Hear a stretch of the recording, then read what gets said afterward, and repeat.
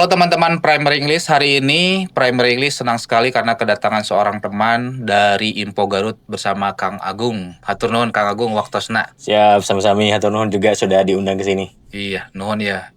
Kita udah ngobrolin untuk tag ini lama ya, cuman baru saat ini. Tapi kita senang sekali Bener. bisa ngobrol-ngobrol Pending nih Kang sebulan Agung. kayaknya. Gak apa-apa lah, yang penting terlaksana nih Kang Iya, Agung. benar.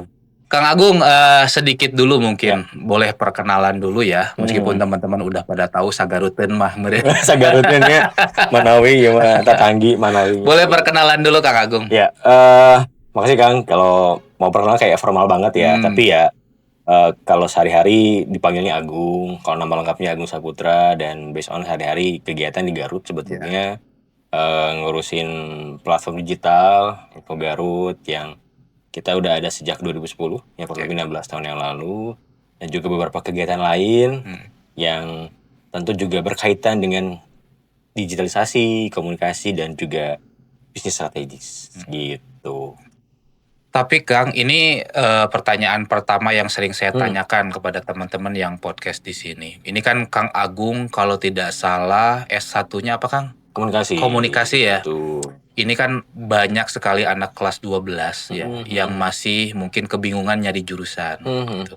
Coba kasih gambaran atau kenapa Kang Agung dulu ngambil komunikasi dulu? Jurusan yang tidak pernah terprediksi. Karena jujur kan, kalau saya kan backgroundnya SMK. Ya. Ya, Oh, SMK ya? SMK.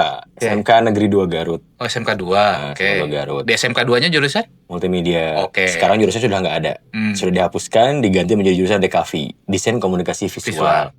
Ya, dulu memang waktu ngambil sekolah di SMK juga bingung mau jurusan apa, karena nggak tahu. Mau jurusannya ada listrik, otomotif gitu ya. Termasuk multimedia itu salah satu jurusan yang paling baru zaman saya. 2000 berapa ya sekolah tuh lupa saya, 2008 atau 2009 ya. Baru masuk tuh teh. Iya, saya SMK 2. Nah, waktu itu jurusannya saya ngambil multimedia karena saya berpikir waktu itu zaman SMP ya, waktu itu saya mikir bahwa kayaknya masa depan itu ada di internet gitu. Ada di digital. Karena dulu saya pertama kali bikin email itu zaman SMP kan. Kayak Yahoo. SMP di mana? SMP 1 Tarogong Kidul. Oke. Star Kid ya. Oke. Jadi dulu diajarin internet tuh kayak senang banget gitu ya, kayak wah ternyata internet tuh banyak informasi yang tidak ada di buku gitu kan. Bikin email dulu, bikin blog segala macam, Yahoo betul, Yahoo Messenger, terus bikin blognya waktu masih kayaknya Blogspot, WordPress. Jadi dari situ senang, oh ternyata kayaknya masa depan tuh ada di digital nih gitu kan. Nah, akhirnya kita cerita masuk SMK 2, ambil multimedia, dan saya nggak tahu multimedia itu ngapain. Jurusan apa saya nggak tahu. Jadi pas masuk, oh ternyata multimedia saya pikir jurusan komputer. Ternyata berbeda antara komputer, multimedia, jaringan, DKV itu beda ternyata. Kupikir multimedia itu ya yang penting komputer gitu ya. Ternyata tidak sesempit itu. Multimedia itu adalah bagian dari, justru hari ini multimedia bagian dari komunikasi kalau saya lihat. Akhirnya kan multimedia berubah nomenklatur jurusan menjadi DKV, Desain Komunikasi Visual. Karena pada saat itu kupikir multimedia itu fokusnya cuman install komputer gitu ya, rakit komputer. Ternyata enggak, ternyata multimedia paling banyak waktu saya sekolah itu adalah mempelajari bagaimana membuat komunikasi visual, baik foto, desain, video gitu ya. Jadi hal-hal yang sifatnya memberikan komunikasi lewat media, intinya begitulah. Nah dari sana, lu 3 tahun di SMK 2, kemudian saya juga pernah dari SMK 2 tuh nggak langsung kuliah sebenarnya Kang. 1 tahun dulu bekerja di SMK 2 Garut.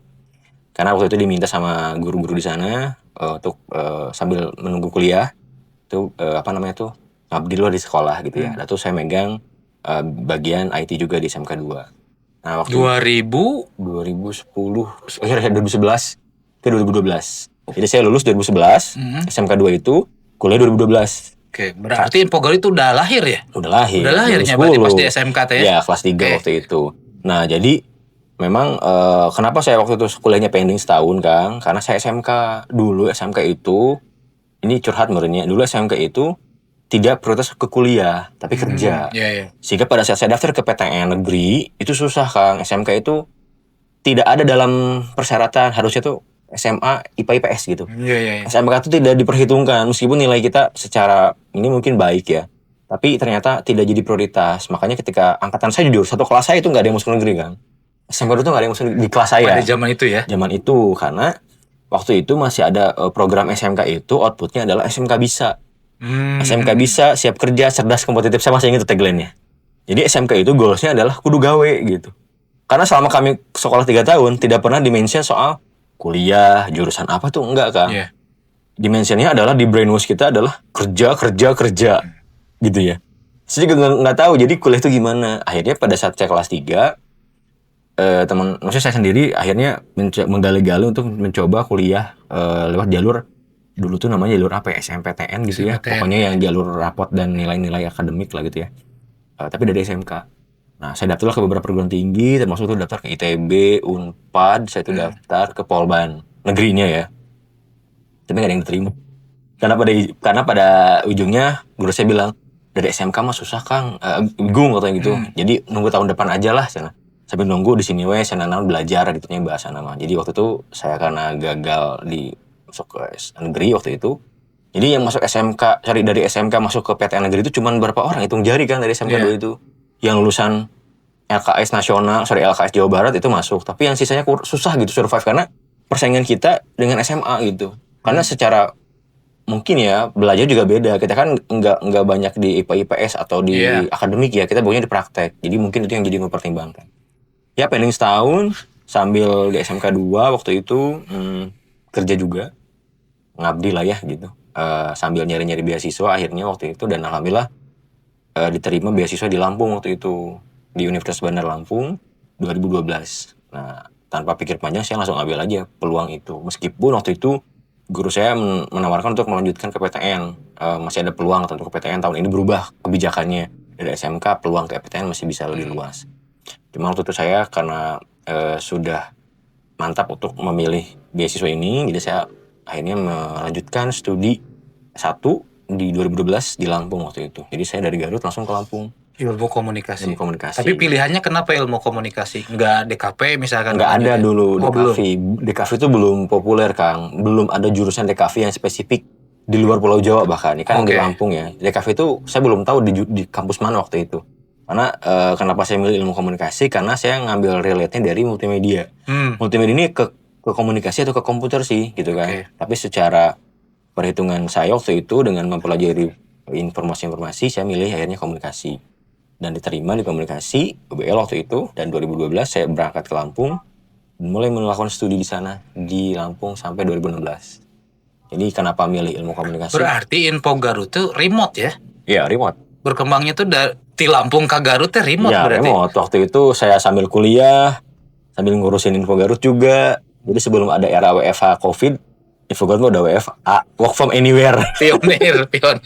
Karena tim kita juga tersebar, nggak cuma di Lampung waktu itu. Jadi alasannya milih ilmu komunikasi ya karena saya ngerasa lebih relate dengan multimedia waktu itu. Dan ternyata pas dipelajarin, oh memang relate kok. Memang secara teorinya mungkin di komunikasi lebih banyak dibanding multimedia kan prakteknya nih. Jadi akhirnya keilmuan yang ada di multimedia dihubungkan dengan komunikasi, maka saya waktu itu, kayaknya ini nih sesuai dengan apa yang sedang dikerjakan sekarang, itu ngurus Info Garut. Dan waktu itu kita berpikir bahwa, maksudnya saya berpikir waktu itu bahwa ternyata the next era itu akan ada di digital. Dan digital itu akan bergeser dari website ke sosial media. Itu pemikiran saya 2012. Pas milih ya komunikasi. Dan ternyata ya hari ini kita ada di era itu. Nepinya. Sampai adanya podcast itu juga akhirnya di era apa namanya tuh? Sosial media dan AI. Dan AI, ya, betul. Tapi gini Kang, ini biar warga Garut tambah semangat untuk melanjutkan sekolahnya nih. Sekarang Kang Agung, kita cerita di belakang bahwa sedang melanjutkan S2-nya ya. Ya betul ya? Tahun ini. Alhamdulillah. Apa yang memotivasi itu Kang? Padahal kan secara bisnis sudah aman mungkin ya, dan lain-lain sudah aman. Tapi masih mau nih nyempatin waktu untuk tetap belajar. Studi ya. Jadi sebetulnya ini adalah satu hal yang terpending mungkin 10 tahun yang lalu Kang. Jadi saya lulus 2016 lulus S1 dari Lampung. Memang target saya waktu itu maksimal 2 tahun atau 3 tahun berpengalaman kerja dan sebagainya. Kemudian lanjutkan studi ke S2. Tapi kan takdirnya kita ada COVID tuh 2019 udah mulai kan. Akhirnya dengan berbagai pertimbangan daripada gimana-gimana. Jadi waktu itu saya ada 2 pilihan tuh, mau melanjutkan kuliah S2 atau mungkin menikah gitu. Jadi saya pilihan pertama menikah dulu waktu itu di 2020 niatnya. Covid, akhirnya kita menikah di pertengahan 2020. Ya bulan Juli 2020 karena Covid tadi Masih kan. COVID. Ke pending, komunikasi dengan istri juga support sebetulnya. Cuma dengan berbagai pertimbangan waktu dan sebagainya, pending lagi gitu ya. Dan akhirnya takdirnya alhamdulillah tahun ini diterima di Unpad jurusan Magister Ekonomi Terapan, konsentrasi di ekonomi digital sebetulnya. Agak lompat tuh dari komunikasi ke ekonomi digital. Tetapi setelah saya konsultasi dengan akademis sebagainya, ini lebih relate dengan apa yang saya kerjain sekarang gitu ya. Karena saya memang lagi concern ke ekonomi digital. Dari awalnya ke digital communication, ke digital economy. Nah itu mungkin akan lebih relate lah. Yeah. Jadi kenapa tetap ingin S2 gitu ya? Karena ya belajar tuh tidak mengenal usia, tidak mengenal waktu, dan kesempatan tuh selalu ada. Yeah. Tapi kadang-kadang kesempatan terbaik tidak datang 2 kali. Nah, makanya inilah yang saya ingin maksimalkan, manfaatkan, bahwa setiap orang punya momentum gitu. Nah momentum ini yang harus kita maksimalkan, Kang. Karena nggak tahu kesempatan itu akan ada 2 kali atau 3 kali, kita nggak tahu.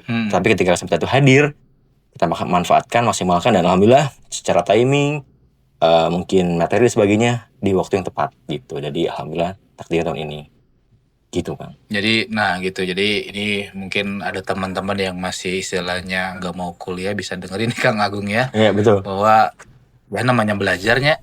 Betul. Istilah nama kudu terus orang teh komo enak istilahnya era AI kan betul. Baru lagi berenang era AI. Ya. Betul, karena sebetulnya saya juga pernah dengar ya dari beberapa viral di sosial media, Kang, katanya kuliah atas scam gitu, ngabisin uang.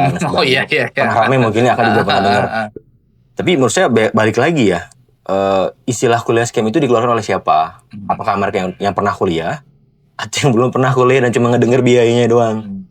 Tapi bagi saya jujur, saya bisa di posisi ini pun karena pendidikan gitu. Yeah. Karena pendidikan yang saya ambil waktu itu, Kang, waktu saya ngambil S1 di Lampung. Itu menurut saya keputusan yang menurut saya apa, Kang? UBL namanya. Universitas Bandar Lampung. Oh. Jadi itu menurut saya keputusan yang saya ambil sehingga saya bisa ada di posisi hari ini gitu. Jadi menurut saya pendidikan itu bukan cuma materi yang kita keluarkan, tapi pendidikan adalah investasi. Investasi yang tentu itu tidak bisa diduplikat kepada orang lain dengan waktu yang cepat, tapi butuh proses gitu ya. Yeah.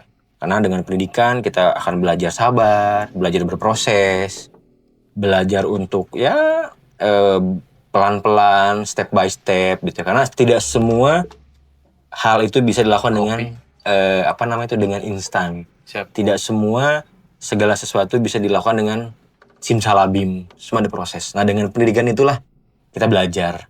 Dan nggak cuma di universitas, kita kan sekarang di dunia juga lagi proses berpendidikan. Pendidikan dengan masyarakat, pendidikan dengan mungkin lingkungan terdekat, itu lebih pendidikan. Karena kalau kita nggak punya skill untuk berkehidupan, agak PR kayaknya, Kang. Ya kan? Di era sekarang, apalagi dengan ada era AI sekarang kan, yang menurut sebagian orang sebagai ancaman, tapi sebagian lain mendapatkan peluang dan kekayaan dengan AI.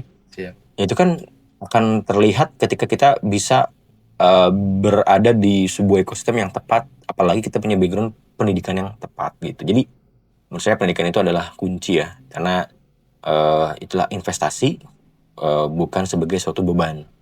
Karena semakin Anda paham akan semakin satu hal dalam keilmuan, kayaknya akan semakin mature dalam berkegiatan di sosial masyarakat. Oke, siap. Ini, jadi gimana ceritanya Kang Agung di 2010, yang intinya itu masih sekolah, berartinya masih sekolah. Kepikiran, nyian Info Garut, boleh diceritain dulu Kang, asal-musal. Jadi sebenarnya 2010 itu saya masih SMA kelas 3 lah ya tadi. Jadi sebetulnya teman saya namanya Kang Ijal, itu yang bikin akun di Twitter waktu itu. Jadi berawal dari Twitter ya? Twitter. Oke.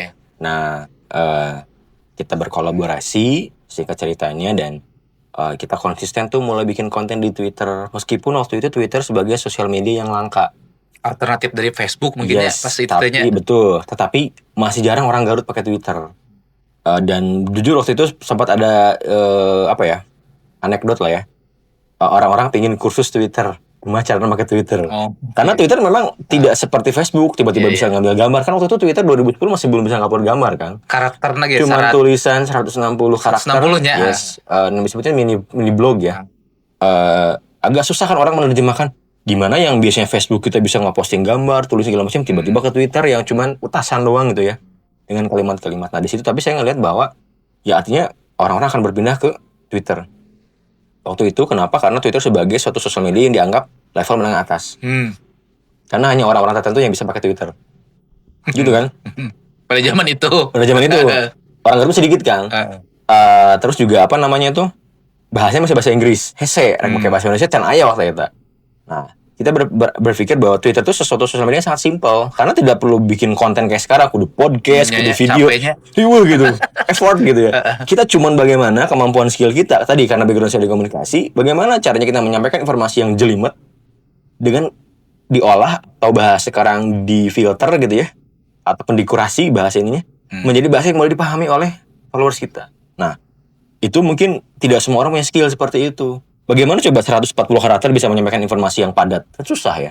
Agak butuh skill gitu. Nah, kita lah di situ memulai membuat komunikasi atau ya ibaratnya konten, tulisan. Gampang kan? Waktu masih pakai BBM kan, BBM masih ingat. Belum ada Android tuh. 2010 Android itu 2013 ke sini. Zaman BBM kan. Ya, masih BBM, masih ada paket Twitter waktu itu masih ingat. Itu cuma bikin tweet, kita olah dengan bahasa-bahasa yang sederhana, simpel, tapi nggak formal, nggak terlalu kaku. Bahasanya bener kayak bahasa sehari-hari. Karena Twitter itu kita bikin seolah kita ngobrol lagi berdua, Kang. Jadi ya mungkin ini salah satu kunci Info Garut pada saat di Twitter itu adalah kita bikin cool tweet itu bukan untuk semua orang, tetapi untuk personal, kayak kita ngobrol berdua. Sehingga bahasanya lebih dapat sebagai teman gitu. Nah, di situ kita berhasil mendapatkan market dan followers yang cukup banyak waktu itu. Sampai puluhan ribu lah, karena untuk ukuran Twitter itu gede banget. Tapi keduaan sama Kang Ijal? Iya. Atau udah ada banyak? Ada berempat waktu itu, ada Kang Ricky juga, waktu ada berteman yang lain. Tapi kita ganti-gantian sih. Tapi sama kelas 12 itu, seumuran atau kuliah, baru lagi kuliah. Jadi beda-beda kan. Nah di situ kita belajar bagaimana mengolah bahasa yang begitu rumit dengan bahasa yang gampang, tapi konteks topiknya kita persempit jadi Garut. Tweet pertama masih ingat tuh? Tweet pertama ya, Info Garut. Subuh doang. Tweet pertama tuh waktunya subuh, menyapa Twitter aja. Menyapa halo gitu. Oh, itu tweet pertama. Tweet pertama 2010. Dari situ udah karena waktu itu pengguna Twitter masih jarang orang Garut kan. Masih banyaknya orang-orang Garut yang di luar gitu ya. Nah, tapi dari Twitter kita 2010 tuh gak cuma Twitter, sebetulnya ada Facebook. Waktu itu kita mulai Facebook dan website waktu itu. Jadi pada goalsnya kita sebetulnya bikin Twitter bukan untuk bikin akun waktu itu sebagai ini ya, media untuk menceritakan bagaimana keadaan Garut gitu ya. Tapi dengan bahasa yang lebih gampang gitu. Enggak berita banget gitu. Enggak berita yang berat banget, enggak. Tapi inspirasinya kan, karena kalau dari zaman itu kan banyaknya info mana. Itu justru pas momen-momennya mereka juga bersamaan lagi. Oh, bareng berartinya. Ya, jadi kan dulu teh 2010 kalau tidak saya ingat Info Bandung, Info BDG, Info Garut, betul. Ya gitunya. Ya itu bersamaan. Ya tadi prinsipnya kita sebagai media komunitas mengangkat satu isu tentang daerah tertentu saja sebetulnya. Karena Twitter itu kan sebenarnya spesifiknya tematik ya waktu itu. Jadi misalnya ada akun bola, ya pasti dia nggak bahasnya bola gitu. Nah kita waktu itu bikin akun ya tentang Garut, ya udah ngomongin Garut gitu. Karena kita ingin bagaimana Garut diceritakan di digital dengan bahasa yang lebih santai, nggak formal banget. Nggak terlalu politik banget gitu ya. Ya kita menceritakan hal yang sederhana, tapi ternyata itu menjadi peluang yang kita dapatkan bahwa ternyata mengangkat nilai lokal ke media digital waktu itu punya market tersendiri. Dan alhamdulillah sampai hari ini kita tidak hanya Twitter, kan kita ada sekarang lebih kencangnya di Instagram ya. Instagram, TikTok, Facebook, dan website. Justru Twitter semenjak berubah jadi X jadi kurang gitu ya si powernya, karena namanya jadi aneh, jadi x.com. Ternyata ada gimana gitu ya untuk sebuah brand gitu ya. Tapi itu kan pilihan dari manajemennya, maksudnya pilihan dari Twitternya. Tapi pada intinya kita bahwa Info Garut prinsipnya adalah bagaimana tidak melihat platformnya, mau Twitter, mau Facebook, enggak. Tapi prinsip kita pada intinya adalah bagaimana kita mengkomunikasikan kedaerahan Garut khususnya waktu itu ke publik. Kita kemas konten-konten lokal menjadi nilai jual yang lebih tinggi. Karena kalau Akang mungkin ngelihat ya, media gitu terlalu banyak informasi yang sifatnya nasional, Jakarta sentris gitu ya. Jadi setiap berita tuh indikatornya Jakarta. Tapi daerah kadang-kadang nggak ada perhitungan sebagai nilai value berita. Ya mau Garut tidak bernilai beritanya gitu ya. Nah kita ingin membalikkan bahwa ya nilai di daerah itu adalah sesuatu yang unik yang harus diangkat ke nasional. Semua porsi sama ya. Bahkan mungkin di luar negeri gitu ya. Dan ya akhirnya kan hari ini juga konten-konten di sosial media justru banyaknya adalah konten-konten dari daerah dibanding konten dari Jakarta. Karena ya kami yakin bahwa waktu itu konten di daerah itu punya value yang konsisten gitu dibanding media-media yang sifatnya nasional, karena berbagai pertimbangan sebagainya nilai lokal akan punya nilai yang spesial gitu ya dibanding terlalu nasional. Kebayang nggak Kang ketika bikin Twitter Info Garut dulunya bakalan jadi segede ayeuna gitu Info Garut? Kalau saya pribadi sudah memprediksi Kang. Jadi kita bikin Info Garut itu bukan tanpa perencanaan yang udahlah lahir antepkeun gitu ya, enggak. Tapi memang kita udah punya bikin plan 1 tahun pertama, 5 tahun pertama, 10 tahun pertama, 5 tahun ketiga. Jadi udah bikin plan. Karena tadi apa yang saya pelajari dan teman-teman pelajari waktu itu, ya kita harus serius. Kita udah punya brand value yang baik di sosial media, maka harus dengan ilmu juga gitu. Maka tadi kan kenapa kita harus terus berjenjang itu ya tadi dinamisnya dunia itu sangat cepat gitu ya. Jadi ketika Info Garut hari ini bisa seperti ini, itu bukan karena begitu saja. Tapi memang kita juga persiapkan bisnis plan-nya, manajemen SDM-nya, kemudian juga modal mungkin yang perlu dipersiapkan, itu dipersiapkan. Jadi tidak ujug-ujug gitu ya. Karena kita melihat tadi momentum antara kesempatan yang kita punya di Info Garut dengan timing yang tepat. Nah, itu yang kita manfaatkan. Karena kalau misalkan sesuatu hari tanpa perencanaan, pasti biasanya rada bingung, rek dikumahakeun gitu nya, karena nggak tahu. Karena prinsip saya adalah dalam bisnis itu gini kan. Bisnis itu akan berjalan ketika kita tahu finishnya mau di mana. Sehingga kita akan menentukan jalannya mau gimana, mau jalan tol kah, mau jalan kecil atau mau jalan layang, naik pesawat, naik laut gitu ya. Nah, itu sederhananya prinsip bisnis saya seperti itu. Jadi kalau misalkan mau mulai bisnis, Anda harus tahu goalsnya dulu mau di mana. Nggak bisa misalkan bisnis lahir, ya udah kita jalan kemana terserah gitu ya. Karena jadi bingung ujungnya. Energi kita habis, tapi kita nggak tahu goalsnya apa. So, kita punya goals 1, goals 2, goals 3, 4, dan seterusnya.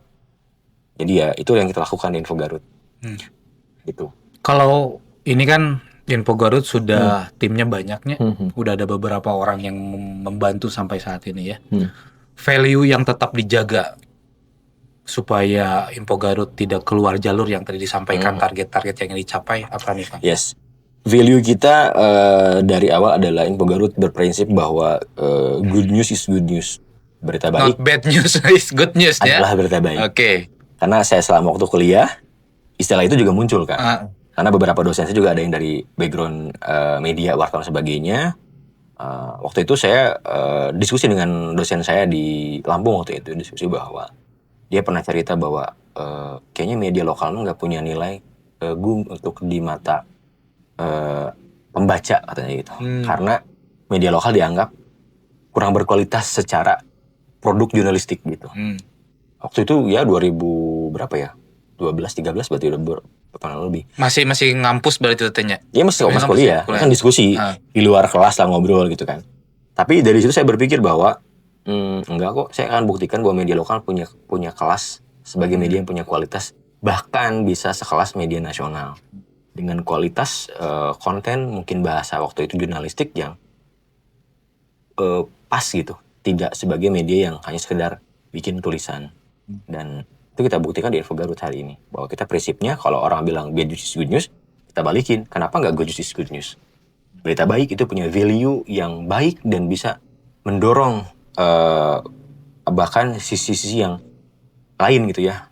Tidak cuma hanya menghabiskan energi untuk memaki-maki orang karena berita tertentu, tapi bagaimana mencurahkan energi itu menjadi trigger untuk membangun positif value yang lain gitu ya.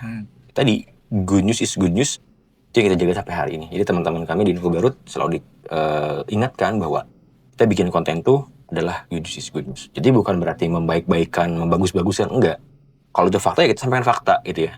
Tapi bagaimana berita yang sifatnya baik itu bisa memberikan impactful yang luas gitu kan.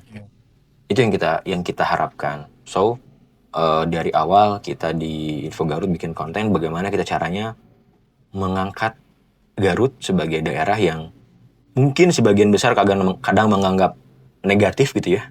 Tapi kita berharap dengan nama Info Garut, nama Garut akan semakin baik. Dan goals kita adalah ketika Garutnya baik, atau ketika Info Garutnya baik, ada nama Garut di situ, Garut juga akan nempel terangkat namanya.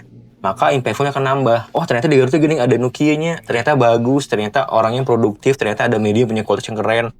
Jadi investasi nanti masuk, wisatawan masuk, naik kunjungannya, hal-hal yang lain itu naik. Dan itu kami rasakan selama 16 tahun hari ini mengurus Info Garut, dan kami merasakan membersamai Garut yang hari ini semakin modern dan semakin jadi daya tarik lah ya. Yes, jadi daya tarik. Terus juga Akang mungkin juga bisa merasakan Garut sekarang banyak banget brand-brand masuk, event-event masuk gitu ya, dan itu sebagian besar kami ada di sana untuk membantu brand-brand itu optimal hadir di Garut. Dan buktinya kemarin dapat penghargaan juga kan ya? Boleh Betul. ceritakan apa? Ya 2025 kemarin kita alhamdulillah dapat penghargaan dari MAW Talks gitu ya, di Yogyakarta sebagai media lokal paling berpengaruh di Indonesia. Se-Indonesia itu. Yes.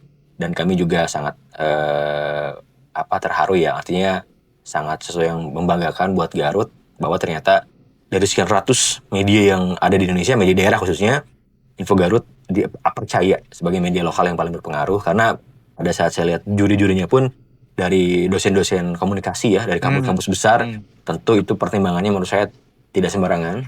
Karena mereka juga memantau pergerakan kita kurang lebih hampir 6 bulan. Dari awal 2025 sampai pertengahan 2025 kita pantau kegiatannya tuh. Di Info Garut kontennya non-wae yang barunya ditinggali, dinilai gitu ya. Pasti. Alhamdulillah progres kita mendapat apresiasi sebagai media lokal berpengaruh 2025. Itu bukti dari yang tadi ya, good news is good news. Not bad news. Ya gitu. Karena saya rasa bad news ada porsinya di tempat lain lah. Tapi kami kan memilih warna yang berbeda dong. Itu menurut saya nggak salah. Kita nggak harus ikut-ikutan arus dong. Kenapa nggak kita bikin wave sendiri kan? Untuk bagaimana kita memberikan hal yang unik ke masyarakat, dan itu justru bisa menjadi trigger yang lebih keren lagi. Karena kan kadang-kadang kita mah bahasa Sunda sok turut mendingnya. Tapi kan kita nggak. Ya bahasa nama FOMO-nya, bahasa gaul nama. Tapi kita nggak tahu ketika kita FOMO apakah kita ada di jalur yang tepat dengan kapasitas kita. Kenapa enggak kita bikin jalur sendiri yang itu adalah spirit yang kita bangun sampai hari ini. Siap. Kalau Info Garut sendiri Kang, ini kontennya terbagi menjadi berapa bagian kan? Kan biasanya ada entertainment, bisnis. Gimana nih cara pembagiannya supaya konsisten dan tetap bagus gitu? Ya, konten di Info Garut sebenarnya sederhana Kang. Kita hanya membagi 2 divisi teman-teman itu.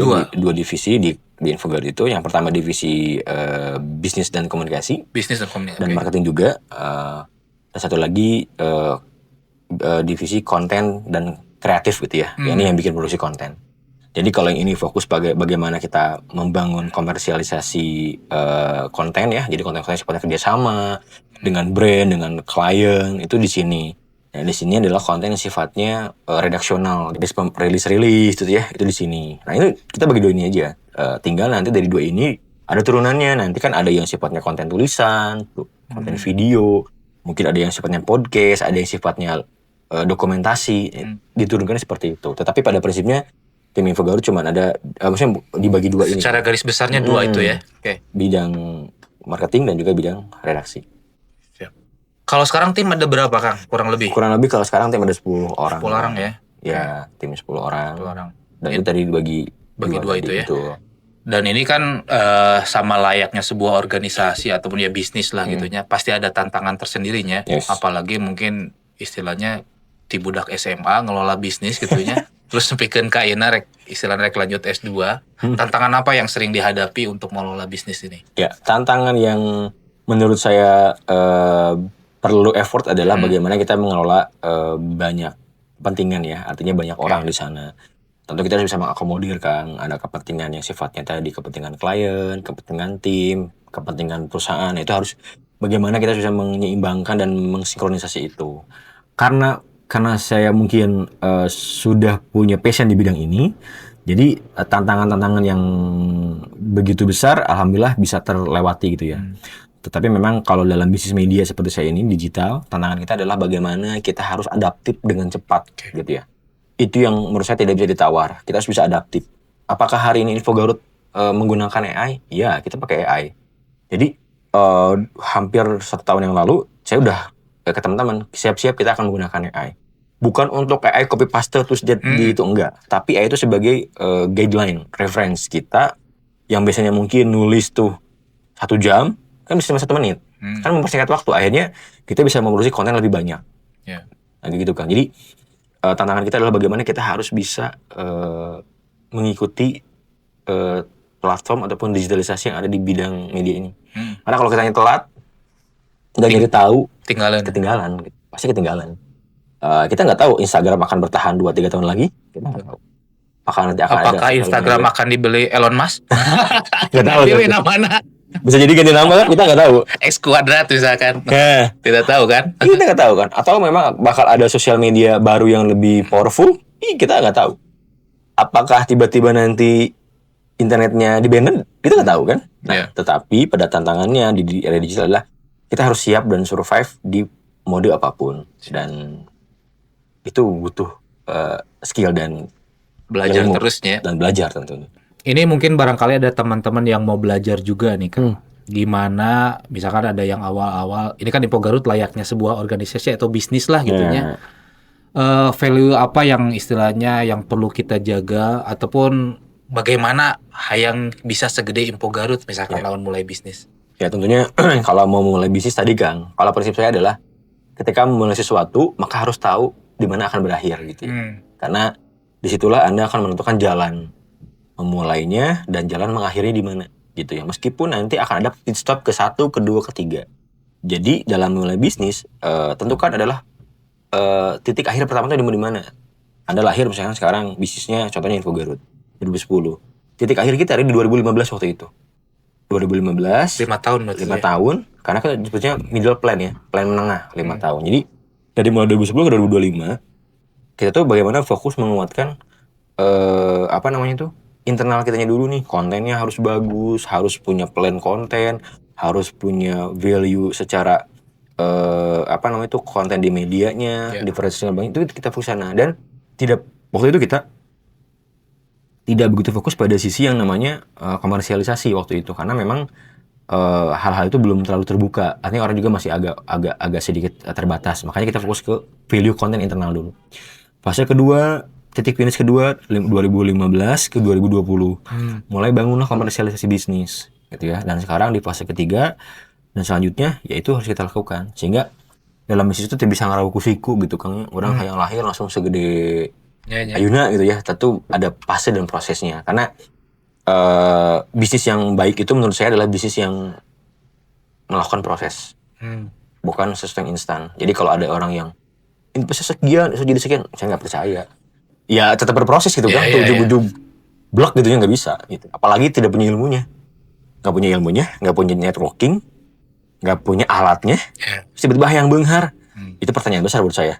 Gitu. Jadi dalam bisnis itu Anda harus bisa menguasai medannya dulu, punya alat-alat tempurnya, gitu ya, menyiapkan petanya. Kan ibaratnya bisnis itu kayak perang, Kang. Anda mau menguasai pasar mana nih, menguasai market mana nih? Ya kalau Anda nggak paham peta dan medannya, bagaimana memenangkan pasar? Kan kita nggak tahu customernya kelakuannya gimana, kesukaannya apa. Nah itu jadi bisnis itu menurut saya adalah proses belajar yang lifetime dan kita harus bisa tetap konsisten di sana. Karena bisnis yang konsisten adalah bisnis yang menurut saya baik gitu ya, dibanding mereka pingin cepat akhirnya juga selesai gitu dan tidak berlanjut gitu ya. Ya tadi kita harus punya titik awal dan titik akhirnya mau di mana. Baik, kalau tips memilih partner atau memilih pegawai misalkan, ini kan pasti saya percaya dari 2010 akhirnya 2002 genap, pasti gonta-ganti kan ya, ada yang masuk, ada yang keluar, itu pastilah dalam sebuah organisasi ataupun bisnis. Tips memilih partner ataupun pegawai apa dari Kang Agung? Ya. Kalau tips memilih partner dari saya adalah ya Anda harus siap ada dalam kondisi apapun di perusahaan gitu ya. Ketika perusahaan sedang kondisinya mungkin sedang minus juga harus siap gitu ya, dan kondisi ketika surplus juga harus siap gitu. Karena itu dua sisi yang berbeda tetapi saling berkaitan. Nah, saya dalam tim dalam manajemen tim tadi ya, gimana caranya untuk yang mungkin ada yang nggak punya skill atau apa, tapi saya sih lebih ngeliat dari sisi komitmennya. Komitmen Anda. Jadi komitmen dulu yang didahulukan ya? Ya, komitmen Anda bekerja bersama saya seperti apa, dan siap gak dengan segala medan tempur gitu ya ke depan. Karena yang namanya skill itu bisa diasah kan. yang namanya belajar teknis itu bisa belajar, tapi yang namanya komitmen dan juga perilaku, sikap itu menurut saya tidak bisa belajar dengan cepat. Itu adalah hasil dari pendidikan, lingkungan dan sebagainya. Itu penting sih menurut saya, karena ya tadi, tim itu menurut saya adalah aset paling berharga dibanding aset lainnya di bisnis.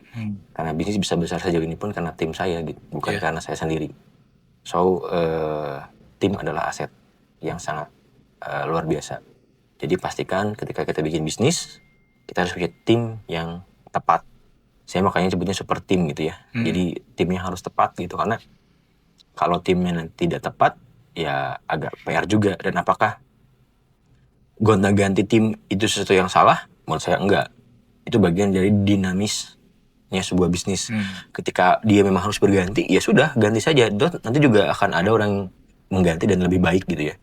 Jadi menurut saya, balik lagi, jangan khawatir untuk membangun bisnis. Dan yang paling penting adalah ketika kita udah punya bisnis, jaga timnya dengan baik gitu ya. Dan maksimalkan mereka. Dan kita untuk membawa bisnis ini jauh lebih besar gitu. Oke, tadi Kang ada sebuah statement yang bagus dari Kang Agung ya, selaku CEO dari Info Garut, yaitu adalah value-nya adalah good news is good news gitu ya. Beda dengan yang istilahnya berita yang pada umumnya kan nyari bad news gitu ya, supaya bagus, supaya banyak yang nonton. Ya. Nah, dengan era sekarang nih, sosial media sekarang yang semakin maraknya, tiap detik berubah dan kan signifikan gitu ya, seret gitu. Dan kumaha carana supaya, meskipun ini agak susah dan ini sering saya diskusikan juga dengan beberapa teman dan juga pakar gitunya. Meskipun kemarin kan dari pemerintah ada sebuah ikhtiar, yaitu yang Komdigi itu Kang, yang istilahnya membatasi umur usia untuk anak gitunya. Oh iya. Jadi kekhawatiran saya itu adalah, kan lamun zaman orang baheula ya, kita kan deketan lah nya, TV itu terfilter istilahnya ya, ada KPI. Jadi nggak ada kata-kata kasar, jorok. Pokoknya yang negatif itu seminim mungkin nggak ada lah gitunya. Nah, ayeuna kan udah era post-truth-nya, sosial media udah bebas banget gitu. Itu kan kita orang tua nih. Ya. Mungkin Kak Agung paham kumaha ya carana orang ya, mungkin selaku pribadi sendiri ataupun mungkin Info Garut sebagai sebuah brand ataupun bisnis untuk tetap menjaga media sosialnya tetap kondusif, meskipun agak berat nih tugas. Ya, sebetulnya kalau dulu ya, kita tuh sibuk mencari informasi. Kalau sekarang kita sibuk memfilter informasi. Jadi tugas kita hari ini, kita, maksudnya saya gitu ya, dan teman-teman yang lain mungkin, ketika saya ditanya hal seperti ini, saya suka ngomong, kita tidak bisa membendung teknologi. Kita tidak bisa membatasi teknologi. Anda duduk hari ini dengan saya, itu udah ada sesuatu yang canggih di luar sana. Ini kan akan tayang di YouTube. Akang tahu YouTube per detiknya ada berapa juta video jam tayang yang tayang ke YouTube konten? Betul. Kalau tidak salah ya, kurang lebih 500.000 jam konten tiap menitnya tayang di YouTube. Luar biasa. Jadi nggak bisa kita membendung itu, Kang. Dengan segala sesuatu yang begitu cepat hari ini, kita nggak bisa membendung. Nanti kalau saya klarifikasi ya, yang jumlah itu. Jadi intinya gini, kita duduk sini aja udah ribuan konten itu tayang, detik bahkan jutaan konten itu tayang. Jadi menurut saya kalau kita menyalahkan platform dan kondisi hari ini agak kebalikan. Justru kalau menurut saya adalah hari ini dikembalikan ke kita memfilter. Secara pribadi kita filter. Kita mau filter informasi apa saja, terus ke anak-anak kita. Tentunya memfilter itu berarti membatasi waktu.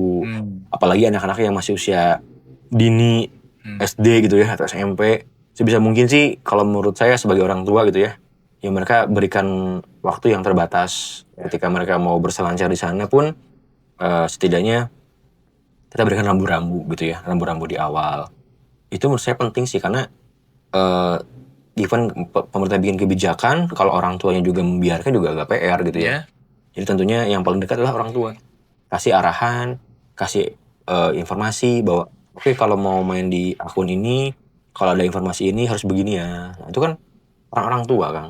Nah, mungkin tidak semua orang tua seperti itu, tetapi setidaknya dimulailah dengan diri sendiri gitu ya, untuk memfilter gitu. Kalau hari ini kan tugas kita memfilter informasi.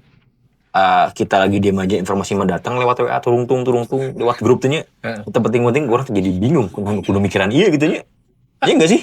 Betul. Itu kan bukan bahan pikiran orang, kadang kudu mikiran iya gitu nya. Jadi kita tuh terlalu banyak energi untuk memikirkan hal yang tidak perlu kita pikirkan karena informasi kita banyak banget yang masuk sehingga perlu namanya filter atau kita perlu kalau ada buku tuh kemarin namanya sikap bodoh amat gitu nya. Ya itu juga menurut saya memang perlu kadang-kadang. Jadi enggak semua informasi di sosial media itu adalah tanggung jawab beban kita gitu. Enggak juga.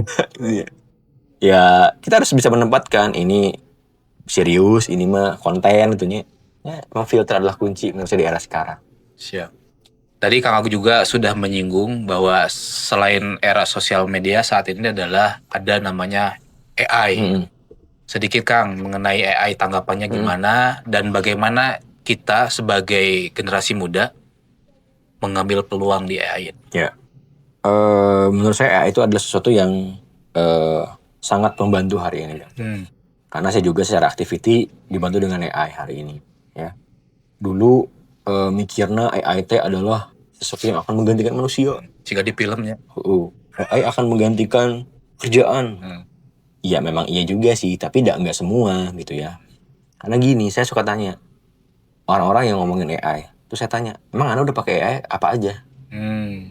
Yang Anda pakai AI-nya apa aja? Coba hari ini sebut ya. Kira-kira ada berapa platform yang pakai AI? Udah ratusan kan sekarang. Yang viral kan cuma ChatGPT mungkin ya, Gemini. Segala macam. Tapi kan di luar tuh ratusan AI itu kan, banyak gitu ya. Nah, ketika kita sudah paham sejauh itu, ternyata kan tidak semua orang juga bisa pakai AI sekarang. Akang misalkan atau saya disuruh bikin video pakai AI, kumaha carana? Kan bingung ya. Nah itu jadi AI itu menurut saya adalah tools untuk membantu. Seperti waktu saya waktu saya masuk sekolah baheula, ada yang namanya internet. Nah sekarang dari internet itu berkembang lebih luas lagi adanya AI gitu ya. Nah sehingga hari ini menurut saya AI itu harus menjadi sebuah teman untuk berdiskusi, bukan sebagai sesuatu yang diserahkan ke AI gitu. Jadi AI itu membantu kita ketika kita bisa menggunakan AI. Kalau kita tidak bisa pakai AI, mau jadi nenaun orang gitu. Gitu ya. Jadi jangan takut dengan AI, justru belajarlah AI. Karena ketika Anda belajar dengan AI, Anda akan merasa orangnya bodoh gitu. Ternyata kita aja bingung mau pakai AI. Udah bilang AI akan menggantikan kita gitu ya. Jadi kan AI itu dibuat sama manusia kan, sama kita manusia gitu ya.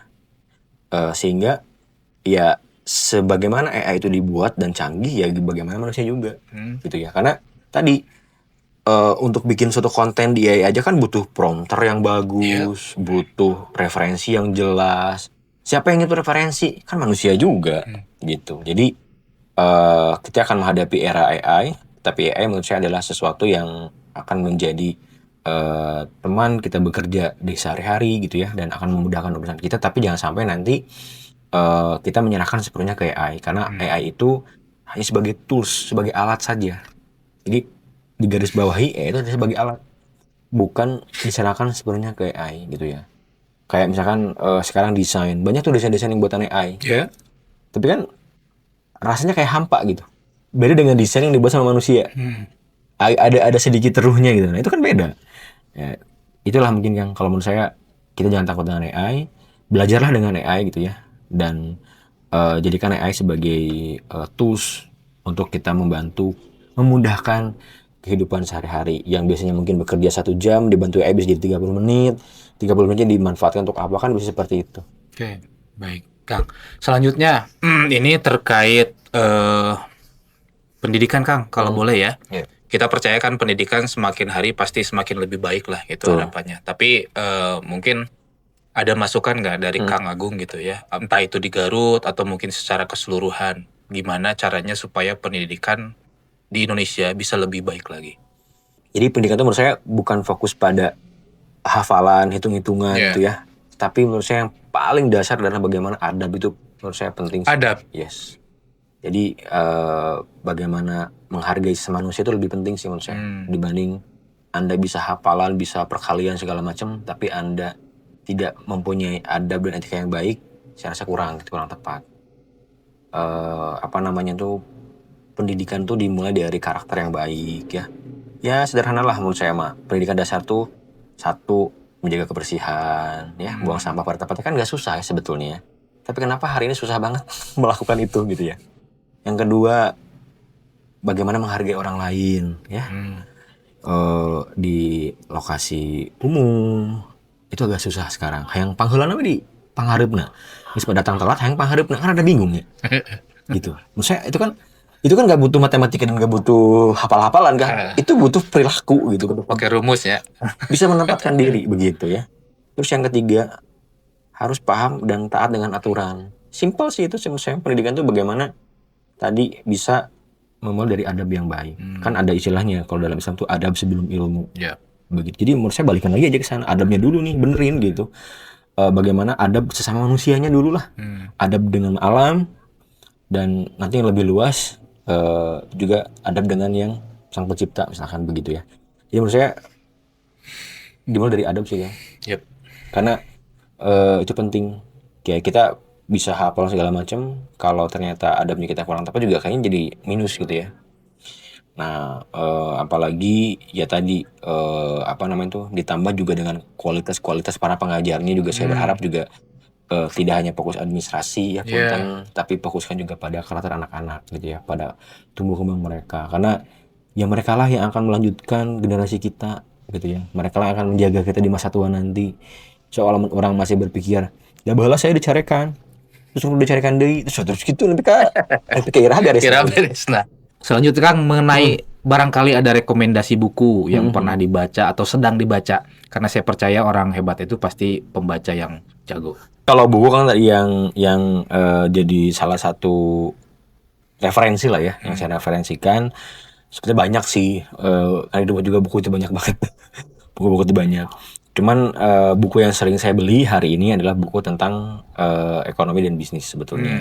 Karena apa namanya itu ternyata kita bikin bisnis tuh bukan cuman soal kali bagi dan tambah kurang, tetapi bagaimana kita menjaga humannya di sana, menjaga SDM-nya di sana, menjaga spirit kita di sana. Nah, itu salah satu topik buku yang sering saya baca hari ini. Oke, Kang Agung, ini mungkin menjadi pertanyaan terakhir untuk Kang Agung. Apa nih next-nya bagi Kang Agung sendiri dan Info Garut? Ya, next-nya adalah kita tetap melakukan apa yang sudah kita rencanakan. Planning kita harus terrealisasi ya, baik secara bisnis maupun personal. Itu harus terrealisasi dan tentu memanfaatkan segala situasi dan kondisi hari ini ya.